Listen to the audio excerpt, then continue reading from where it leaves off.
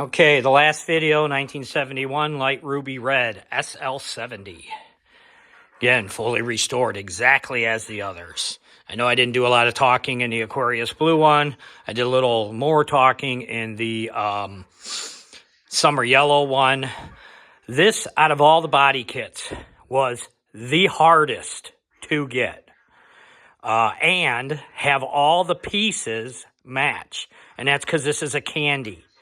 So when you get service parts, trying to find service parts that they painted the candy with the same number of coats, very, very, very difficult. And again, this is the bike that I have the most documentation on. Everything on this bike, again, restored. That's a period correct battery. I have this side cover off right now because, again, I'm going to do a video with the battery hooked up to it. And I need access to this plug for the main harness. That is the side cover, new old stock. That's how they were painted. Set that off to the side. Do not want to break that. Left side covers are the hardest to find because the kids removed the batteries back in the day. Left the side cover off. Side cover got lost. Trying to find left side covers, damn near impossible. Again, we'll do overview. I'm not going to turn my phone this time because I looked at the yellow video after I sent it to you, and I seen how it just was hard to follow. Again, NOS key switch, wiring harness, tech coil. Going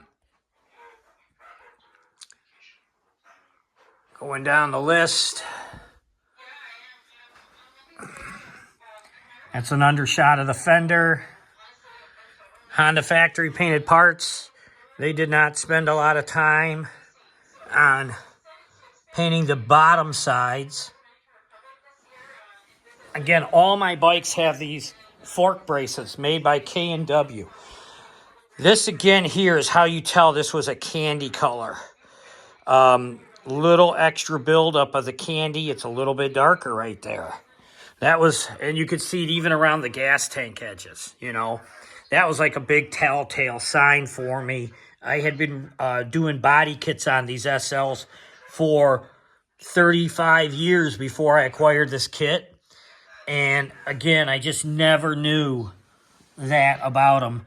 Again, more of Rick Carroll's beautiful aluminum finish. I'm thankful, even my SL70KO, it has Rick Carroll aluminum work done on that bike. I was still dealing with him back then, and I was still able to get my parts back. Unfortunately, these were the last bikes, the summer yellow and the light ruby red that I did with Rick. And that's because I kind of had to threaten him to get my stuff back. I had paid him. He had all my parts, and he kept pushing me out. It'll be ready in 2 weeks. It'll be ready in 3, and then a couple months. And finally, after making him a threatening phone call, all my stuff arrived within 2 days. So this fender actually, at the Honda dealer, they wrote the part number in on the rear fender, which is funny. I just noticed that. I don't think I ever noticed that before. Again, all these bikes have the original license plate frames, taillight brackets.